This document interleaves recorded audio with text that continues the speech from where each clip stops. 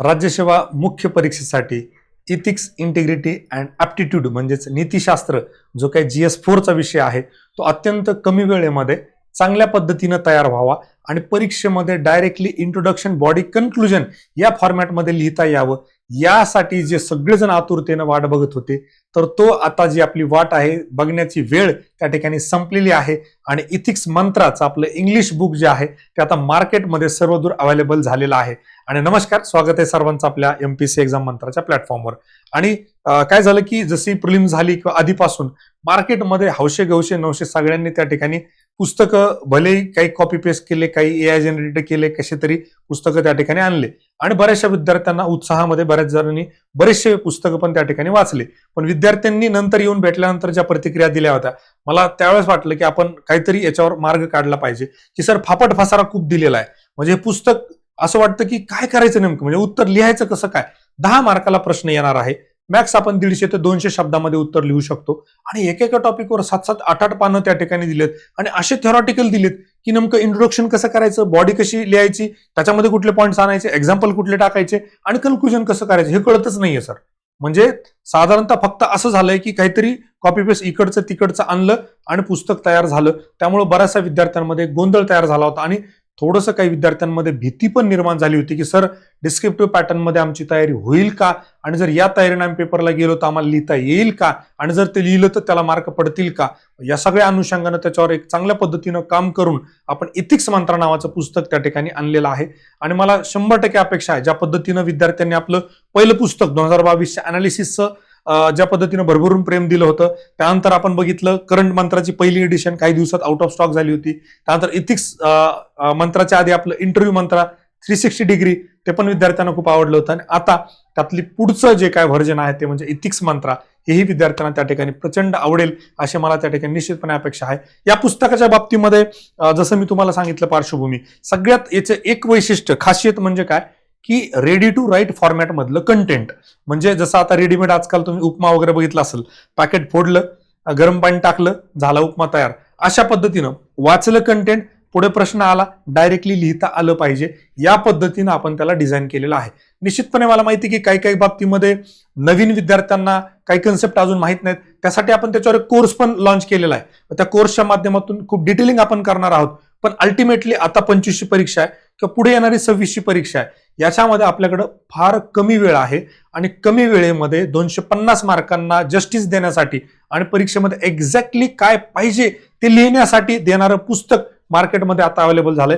आणि तुम्हाला सांगण्यास मला खूप आनंद होईल, आपण ज्यावेळेस हे पुस्तकाचं लॉन्च केलं होतं, पहिलं पुस्तक होतं MPSC मध्ये जे इथिक्स इंग्लिश मधून अवेलेबल झालेलं होतं. त्याच्यानंतर बरेचसे पुस्तक आले, पण आपण याच्यावर काम खूप आधीपासून चालू केलं होतं. सॅम्पल कॉपी पण मी तुम्हाला त्या ठिकाणी दिली होती. काही गोष्टींवरचं थोडं थोडं काम राहिलेलं होतं म्हणून ते थोडंसं डिले झालं, पण नॉट बॅड. रिझल्टच्या आधी ते पुस्तक सगळ्यांपर्यंत पोहोचतंय, याच्यात एक वेगळा आनंद त्या ठिकाणी आहे. आणि मला तुम्हाला गॅरंटीनं सांगावं असं वाटेल की फक्त 10 दिवसामध्ये रोजचे 20 पेजेस जरी तुम्ही केले, याच्यासोबत तुमचा ऑप्शनल जरी चालू ठेवला, तरी फक्त 10 दिवसामध्ये इथिक्स म्हणजे 250 मार्कांची तयारी तुमची परिपूर्ण पद्धतीनं आणि परीक्षेत एक्झॅक्टली लिहिता येण्यासारखं आणि परीक्षेला जाताना तुम्हाला कॉन्फिडन्स देणारा पुस्तक निश्चितपणे आता मार्केटमध्ये आलंय असं आपण त्या ठिकाणी म्हणू शकतो. तर या पुस्तकाच्या बाबतीमध्ये वैशिष्ट्य जर तुम्हाला सांगायचं झालं, one note on theories, concepts and case studies for UPSC MPSC.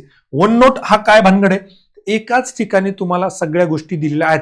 पुन्हा तुम्हाला कुठल्याही दुसऱ्या पुस्तकाला हात लावण्याची आवश्यकता नाही. एकच गोष्ट तुम्ही अजून ऍडिशनल करू शकता, तुमच्या पर्सनल लाईफ मधले न्यूजपेपर मधले काही एक्झाम्पल्स फक्त तुम्ही याच्यामध्ये ऍड करू शकता आणि तुमचा एक पर्सनल टच आणि ज्याला आपण ओरिजिनॅलिटी म्हणतो, ती ओरिजिनॅलिटी आणि एक नॅचरल फ्लो गोष्टी असतात त्या ऍड तुम्ही त्या ठिकाणी करू शकता. अदरवाईज कुठेही तुम्हाला इतरत्र कंटेंटसाठी भटकण्याची आवश्यकता नाही. इव्हन UPSCचे जे बिगिनर्स आहेत, जे न्यूली त्या ठिकाणी स्पर्धा परीक्षेमध्ये आलेले विद्यार्थी आहेत, त्यांच्यासाठी पण अत्यंत उपयुक्त, एकदम साध्या भाषेमध्ये, लुसिड भाषेमध्ये सिंपल स्ट्रक्चर आपण त्या ठिकाणी ठेवलेलं आहे. सॅम्पल कॉपी तुम्हाला आपलं जे टेलिग्राम चॅनल MPSC एक्झाम मंत्रा तिथे बघायला मिळेलच अर्थात. तर अशा पद्धतीने आपण इथिक्स मंत्र नावाचं पुस्तक त्या ठिकाणी, पर्स्पेक्टिव्ह ऑन इथिक्स. पर्स्पेक्टिव्ह काय की प्रत्येकानं इथिक्स जे आहे ते आपापल्या पद्धतीनं मांडलेलं आहे, तर वेगळे पर्स्पेक्टिव्ह त्या ठिकाणी एकाच पुस्तकामध्ये देण्याचा प्रयत्न आपण त्या ठिकाणी केलेला आहे. आपले रिझल्ट आहेत सेट सर्व्हिसेसचे बघा, अशा पद्धतीने आपण त्याला डिझाईन केलेलं आहे. तर हा प्रिपेस आहे. तर इथे what makes MPSC exam Mantra ethics book special, इथे तुम्हाला सगळे डिटेलमध्ये त्या गोष्टी बघायला मिळतील, मी ज्या सांगतोय त्या. आणि आपले स्टुडंट आहेत IPS सुमितचं 2 वेळा सिलेक्शन UPSC मधून झालेलं आहे. त्यामुळे यांचा प्रचंड त्या ठिकाणी एक कंट्रोल नॉट ओनली GS आणि ऑप्शनल पण इथिक्सवर पण त्या ठिकाणी आहे. तर त्यांचे पण इनपुट्स त्या ठिकाणी आहेत. आणि सुमितनं स्वतः या गोष्टीची खूप त्या ठिकाणी तारीफ केलेली आहे की सर, ज्या पद्धतीनं तुम्ही पुस्तक डिझाईन केलंय, एक्झाम प्रिसिजन आणि व्हॅल्यू ड्रिव्हन विजडम, ह्या दोन्ही गोष्टी म्हणजे सगळ्यात महत्वाचं मी जो सांगतो ना, एक्झाम प्रिसिजन, परीक्षेला काय पाहिजे एक्झॅक्टली ते देण्याचा प्रयत्न तुम्ही केलाय, असं सुमितनं पण सांगितलेलं आहे. सुमित जे आहेत तर ते IPS आहेत सध्या आणि त्यांचं 2दा UPSC मधून सिलेक्शन झालेलं आहे. सिलेबस पण आपण पुस्तकामध्ये दिलेला होता आणि या सिलेबसला धरूनच how to approach ethics with ethics Mantra, पुस्तकाचा जास्तीत जास्त चांगला वापर कसा करता येईल आणि बेस्ट त्यातून तुम्हाला कसं काढता येईल हे पण आपण त्या ठिकाणी मेन्शन केलेलं आहे. त्यासोबतच आपण इंडेक्स पण त्या ठिकाणी दिलेला आहे. याच्यामध्ये ऍडिशनल गोष्टी अजून ज्या दिलेल्या नाहीत, मात्र ज्या बॅचमध्ये आणि वेगळ्या युट्यूबच्या माध्यमातून आपण देणार आहोत त्याच्यामध्ये एक कीवर्ड्स असतील, इथिक्सची टर्मिनॉलॉजी ज्याला आपण म्हणतो, जे कीवर्ड्स आहेत की जे तुमचं उत्तर प्रभावी करू शकतात. मॅक्झिमम तसे पुस्तकामध्ये दिलेत, पण सेपरेट एक लिस्ट आपण त्या ठिकाणी कोर्समध्ये आपल्या देणार आहोत, जेणेकरून तुम्हाला की तुमच्या तोंडपाठ असतील, गोष्टी हातामध्ये असतील, पिन पॉईंट की हा याच्यावर केस स्टडी आली, कुठले कुठले पॉईंट्स, कुठल्या व्हॅल्यूज, कुठले प्रिन्सिपल्स, कुठले थेरीज, कुठले थिंकर्स आपल्याला त्या ठिकाणी मांडता येतील, अशी पण त्या ठिकाणी एक लिस्ट आपण करणार आहोत. आणि आपण सगळ्यात महत्त्वाचं इथे काय केलं, तुम्हाला थोडे पिक्चर्स, डायग्राम्स, इन्फोग्राफिक्स देण्याचा प्रयत्न केला, जेणेकरून नवीन विद्यार्थ्यांना पण कन्सेप्ट कळली पाहिजे, नेमकं इथिक्स म्हणजे काय, राईट ऑर रॉंग म्हणजे नेमकं काय, तर हे प्रेझेंट करण्याचा एक प्रयत्न आपण त्या ठिकाणी केलाय. ॲब्सोल्यूट इथिक्स, रिलिक्स आणि जिथे जिथे शक्य कंपॅरेटिव्ह चार्ट्स त्या ठिकाणी आपण दिलेत, टेबल्स त्या ठिकाणी दिलेत आणि तुम्ही बघितलं तर अशा पद्धतीनं थोडं इंटरेस्टिंग बनवण्याचा प्रयत्न आपण त्या ठिकाणी केलाय. जिथं जिथं शक्य आहे तिथे आता consequence of ethics in human actions, जिथं जिथं शक्य आहे तिथं थिंकर्स, फिलॉसॉफर्स आणि ज्यांनी चांगले कर्तृत्व बजावले आहे अशा व्यक्तींचे कोट्स, त्यांचे फोटोज दिलेत. ही एक फोटोग्राफिक मेमरी चांगली असते आणि बऱ्याच वेळेला काय होतं की तेच मोनोटोनस वाचून वाचून आपल्याला बोर व्हायला लागतं, म्हणून ती मोनोटोनी ब्रेक करण्यासाठी इंटरेस्टिंग बनवण्याचा प्रयत्न आपण वेळोवेळी त्या ठिकाणी केलाय. अशा पद्धतीनं जे काही डायग्राम्स वगैरे असतील, फ्लो चार्ट, इन्फोग्राफिक्स, केस स्टडीज पण तुम्हाला दिलेत, वेगळे न्यूजपेपर मधले कटिंग्स असतील किंवा NCERT मधले काही महत्वाचे एक्झाम्पल्स असतील ते पण आपण त्या ठिकाणी देण्याचा प्रयत्न केलेला आहे. अशा पद्धतीनं तुम्हाला मी म्हटलं की जसं NCERT मध्ये केलेलं असतं त्या पद्धतीनं कन्व्हर्सेशन फॉर्म मध्ये पण साध्या साध्या गोष्टी ज्या आहेत त्या एक्सप्लेन करण्याचा प्रयत्न केला. कॉम्प्लिकेट गोष्टींना साधं करण्याचं काम आपण MPSC मेड सिंपल थ्रू नेहमीच करत असतो. इथिक्स वर्सेस एंड्स याच्या बाबतीमध्ये एक विद्यार्थी आणि विद्यार्थिनींमधलं कन्व्हर्सेशन जे आहे त्या माध्यमातून आपल्याला ते कसं करता येईल याचा पण एक त्या ठिकाणी प्रयत्न आपण केलेला आहे. या पद्धतीनं डायग्राम्स वगैरे पण आपण दिलेत. आणि ह्या पुस्तकामध्ये आपण जर तुम्ही बघितलं तर वेस्टर्न थिंकर्स ज्याला असं आपण म्हणतो की फिलॉसॉफर्स म्हणतो, मोरल थिंकर्स आणि फिलॉसॉफर्स हा जो टॉपिक आहे तर ह्या टॉपिकमध्ये आपण काय केलेलं आहे, जवळपास एक 18 ते 20 त्या ठिकाणी वेस्टर्नचे थिंकर्स आणि एक 10 पर्यंत इंडियन थिंकर्स त्या ठिकाणी देण्याचा प्रयत्न केलाय. मला वाटतं इनिशियल स्टेजला 2026-2027 पर्यंत याच्या बाहेर जास्त काही करण्याची गरज पडणार नाही. जसं पुढे UPSC MPSC जायला लागेल त्यानंतर आपल्याला काही अजून गोष्टी ऍड करता येतील. सध्याच खूप जास्त बंबार्डिंग करण्याची आवश्यकता नाही, कन्फ्युजन वाढेल आणि जास्त गोंधळ उडण्याची शक्यता नाकारता येत नाही. जसं करंटच्या बाबतीमध्ये मोठे मोठे बल्की गोष्टी काढल्या शेवटी ते कन्फ्युजन करतात, तसं इथिक्सच्या बाबतीमध्ये मार्केटनं बघितलं एवढं बल्की काही पुस्तकं काढलेत आणि काही इतके शॉर्ट काढलेत की त्यातून काही अर्थही निघत नाहीये.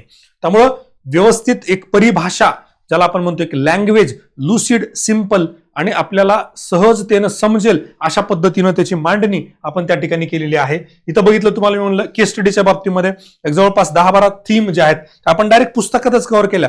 राहिलेल्या थीम आपल्या कोर्समध्ये आपण त्या ठिकाणी कंप्लीट करणार आहोत. काही पुस्तकाच्या बाबतीमधले लिमिटेशन समजून घेतले पाहिजेत. काही गोष्टी ह्या एक्सप्लेन चांगल्या करता येऊ शकतात, शब्दात मांडता येऊ शकत नाहीत. त्यामुळे एक्सप्लेन करण्याचा पार्ट आपण आपल्या कोर्समध्ये त्या ठिकाणी दिलेला आहे. आपली मॅप असेल, मेन्स असेंट प्रोग्राम असेल किंवा मेन्स कॅप्सूल असेल किंवा इथिक्स आणि एसेचं मिळून एक आपण GS4चं मॉड्यूल त्या ठिकाणी लॉन्च करतोय. त्या मॉड्यूलमध्ये म्हणा याच्यामध्ये आपण डिटेलमध्ये चर्चा त्या ठिकाणी करणार आहोत.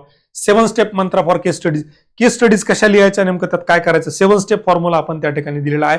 तो अप्रोच जर तुमचा डेव्हलप झाला तर कशा, आणि आपण केस स्टडीज देताना UPSCच्याच मागच्या केस स्टडीज घेतल्यात तिथे आपण कशा पद्धतीनं एक स्ट्रक्चरिंग केलं पाहिजे, कशा पद्धतीने लिहिलं पाहिजे हे डायरेक्टली तुम्हाला काही केस स्टडीजच्या आन्सर्सच्या माध्यमातून आपण दिलेलं आहे. आणि याच्यावरच मी जे तुम्हाला आता म्हणलं, GS4चा आपण एक कोर्स त्या ठिकाणी लॉन्च केलेला आहे. या कोर्सच्या माध्यमातून इथिक्स अजून चांगल्या पद्धतीनं, अजून प्रभावी पद्धतीनं कसं आपल्याला समजून घेता येईल, एक्सप्लेन करता येईल, याचा एक प्रयत्न आपण या GS4च्या मॉड्यूलमध्ये केलाय. हे मॉड्यूल आता आपलं परवा दिवशी पासून चालू होईल. परवा दिवशी म्हणजेच मला वाटतं साधारणतः 27 फेब्रुवारी पासून त्या ठिकाणी चालू होईल.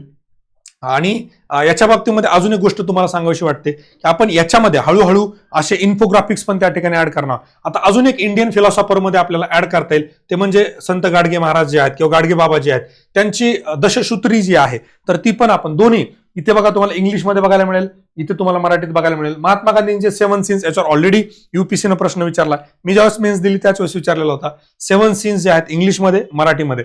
आणि सेम पुस्तक जे आहे आपलं इथिक्स मंत्राचं, आपण त्या ठिकाणी मराठीमध्ये पण त्या ठिकाणी आणतोय. एक 3-4 दिवसाचा वेळ लागेल, मात्र अत्यंत साध्या भाषेमध्ये समजेल अशा भाषेमध्ये आपण त्याला पण आणण्याचा प्रयत्न त्या ठिकाणी करणार आहोत. This is a part of our course. हे जे इन्फोग्राफिक्स आहेत हे कोर्सच्या माध्यमातून आपण त्या ठिकाणी विद्यार्थ्यांपर्यंत देणार आहोत. आणि जर तुम्हाला ह्या पुस्तकाच्या बाबतीमध्ये काही वाटलं तर तुम्ही निश्चितपणे कमेंट करून सांगू शकता. पुस्तक सध्या मार्केटमध्ये सर्वदूर अवेलेबल झालेलं आहे. सुरुवातीला माझा असा विचार होता की हे पुस्तक फक्त आणि फक्त आपण कोर्सच्या स्टुडंट्स ज्यांनी एनरोल केलेलं आहे त्यांच्या पुरतं मर्यादित ठेवावं. पण बऱ्याचशा विद्यार्थ्यांचे मेसेजेस आणि कॉल आले, बऱ्याच जणांच्या रिक्वेस्ट आल्या की सर काही करून थोडं यावेळेस तरी कमीत कमी 25ला वेळ फार कमी आहे आम्हाला, तर तुमचं पुस्तक आम्हाला द्या, जेणेकरून आम्हाला कमी वेळेमध्ये इथिक्सची तयारी करता येईल. आणि त्या विद्यार्थ्यांच्या विनंतीला मान ठेवून आपण हे पुस्तक बाकीच्यांसाठी पण त्या ठिकाणी अवेलेबल करून दिलेलं आहे. तर निश्चितपणे तुम्हाला हे पुस्तक आवडेल अशी अपेक्षा व्यक्त करतो. आणि तुम्हाला निकालासाठी पण खूप खूप शुभेच्छा आणि पुढे येणाऱ्या मुख्यसाठी पण खूप खूप शुभेच्छा. Thank you so much and all the very best my dear friends. जय हिंद, जय महाराष्ट्र.